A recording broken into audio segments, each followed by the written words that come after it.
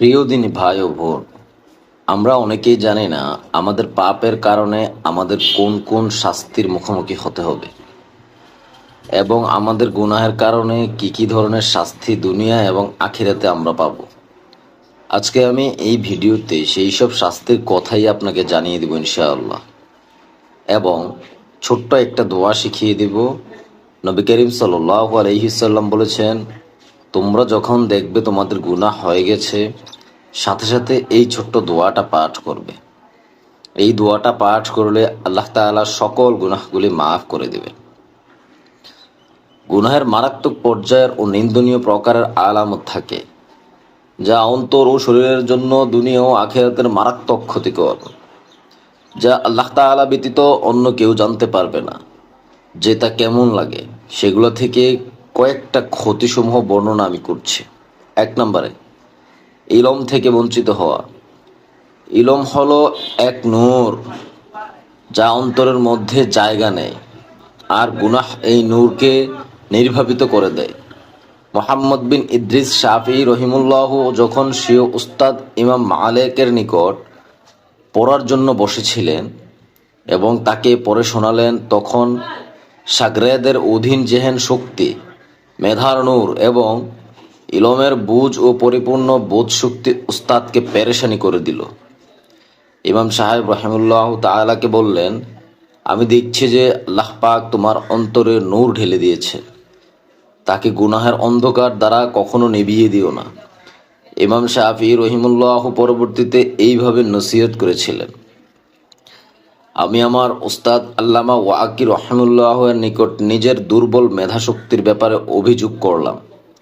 তখন তিনি আমাকে গুনাহকে পরিত্যাগ করার নির্দেশনা দিলেন।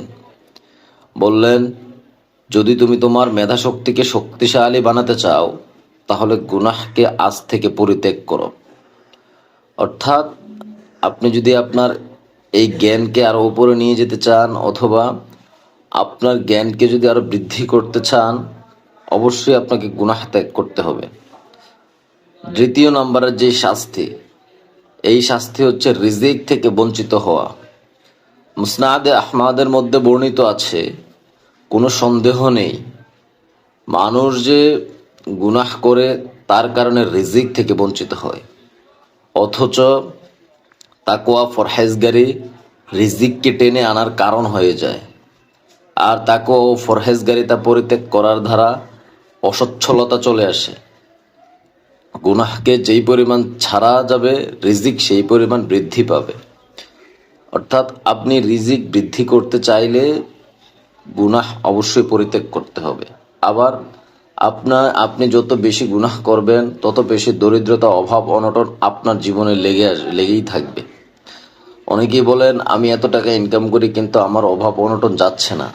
আমি আপনাদেরকে বলবো, আপনারা গুনাহ থেকে বিরত থাকেন, ইনশাআল্লাহ আপনার সকল সমস্যার সমাধান হয়ে যাবে। আপনি যখনই বুঝবেন গুনাহ হয়ে গেছে, তখনই এই ছোট্ট দোয়াটা পড়বেন। সেই দোয়াটা কি? আল্লাহুম্মা ইন্নী আউযু বিকা মিন শাররি মা কাযানু। পড়েন, আমার সাথে সাথে পড়েন, আল্লাহুম্মা ইন্নী আউযু বিকা মিন শাররি মা কাযানু। ছোট্ট দোয়া। 3 নম্বরে, আল্লাহ তাআলা ও গুনাহগারদের মধ্যকার সম্পর্ক ছুটে যায়। ইবাদত ও ইস্তেগফারের মাধ্যমে আল্লাহ তাআলার দিকে প্রত্যাবর্তন করা মানুষকে পাপাচার থেকে দূরে সরিয়ে রাখে। আল্লাহ তাআলার সত্তা ও তার ইবাদতের ব্যাপারে অন্তরের মধ্যে সংকীর্ণভাবে ফেলে দেয়, এবং সাবধান করাটাই এমন এক স্বাদ দানকারী আমল, গুনাহকে পরিত্যাগ করার ক্ষেত্রে তার মতো অন্য কোনো সম্পূরক আমল নেই। বুদ্ধিমান লোকেরা গুনাহ তরক করার পাশাপাশি শয়তানের থাবা থেকে মুক্তি পেয়ে যায়। হাদিসে বর্ণিত আছে, কোনো এক ব্যক্তি নেককার বুজুর্গ ব্যক্তির কাছে গিয়ে নিজের অন্তরের ভেতর অনুভূত নির্জনতা ও একাকিত্বের কথা বলল। তখন ওই নেককার বুজুর্গ ব্যক্তি তাকে বললেন, যখন তুমি ওই অবস্থাতে ছিলে যে গুনাহ তোমার অন্তরকে বিরান করে তোমার অন্তরকে নির্লজ্জতায় ফেলে দিয়েছে, তখন তুমি নিজের নফসের উপর স্থির করে নাও এসব গুনাহকে পরিত্যাগ করো, বিলকুল একেবারেই ছেড়ে দাও। ওয়াসাদ তথা একাকিত্ব ও নির্জনতা দূর হয়ে যাবে। একটু মনোযোগ দিয়ে শুনিয়েন দয়া করে। 4 নম্বরে, গুনাহ ব্যক্তি ও অন্যান্য মানুষের মধ্যে সম্পর্ক না থাকা। আমি এই 4 নম্বরের পয়েন্ট একটু বুঝিয়ে যদি আপনাকে বলি, আপনি বুঝতে পারবেন। গুনাহগার ব্যক্তি তার মাঝে ও অন্যান্য লোকদের মাঝে সর্বদা সম্পর্কহীনতা ও একাকিত্ব অনুভব করে।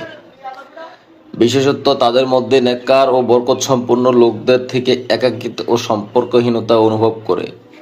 যখনই তার এই সম্পর্কহীনতা বাড়তে থাকে, সেই পরিমাণ সে তাদের মজলিস থেকে এবং তাদের থেকে দূরে চলে যেতে থাকে।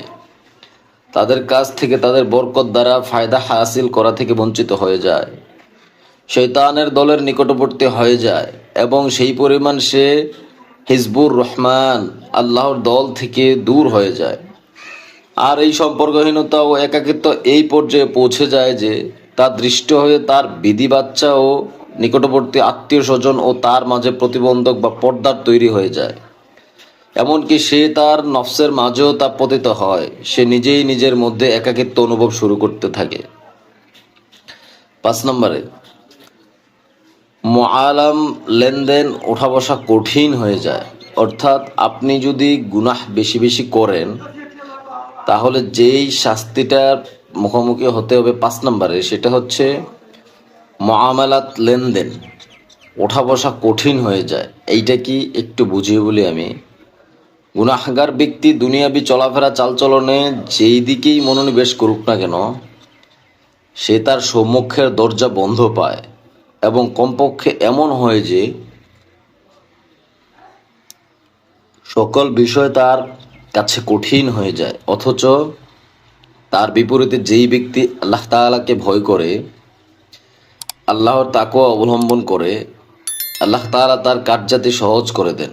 আর যেই ব্যক্তি তাকওয়া ও খোদাভীরুতা পরিহার করে, আল্লাহ তাআলা তার কাজকে কঠিন বানিয়ে দেন। আল্লাহু আকবার! কি পরিমাণ হয়রানি ও পেরেশানি কথা!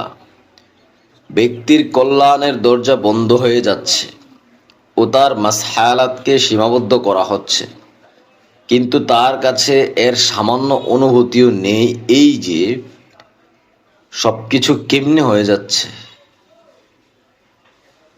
আর কোথা থেকে করা হচ্ছে, মানুষ চিন্তাই করে না। আপনার কাছে আমার বিনীতভাবে অনুরোধ থাকবে, এই ভিডিওটা শেয়ার করে দিয়ে মিনিমাম 15 থেকে 20 জনকে দেখার সুযোগ করে দেবে। তারাও জানতে পারবে এই দুনিয়াতে কি কি ধরনের কঠিন শাস্তির মুখোমুখি এই গুনাহের কারণে হত্যা হচ্ছে। আমাদের সবাই এই সমস্যাগুলোর সম্মুখীন হতে হচ্ছে, তার মানে আমাদের গুনাহ বা পাপ আমরা করেই যাচ্ছি, বন্ধ নেই। আল্লাহ তাআলা আমাদের সবাইকে এই পাপ অথবা এই গুনাহ থেকে দূরে রাখুক। আর এই ছোট্ট দোয়াটা বেশি বেশি আমল করুন। আরও কারণ আছে, আপনারা যদি আরও জানতে চান ডিটেলস, তাহলে অবশ্যই জানাবেন, আমি আরেকটা ভিডিও নিয়ে আসার চেষ্টা করব। আল্লাহ তাআলা আপনাকে ইসলামের জন্য কবুল করে নিক, আমিন। ভালো থাকবেন। আসসালামু আলাইকুম ওয়া রাহমাতুল্লাহি ওয়া বারাকাতুহু।